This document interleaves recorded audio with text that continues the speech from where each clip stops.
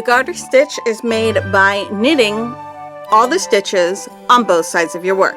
So all you do is knit every single stitch on the first side,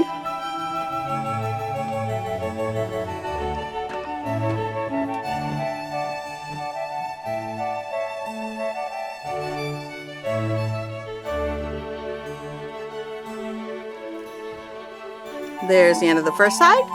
Flip your work over. Make sure your yarn is behind your work again. And knit every single stitch on the second side.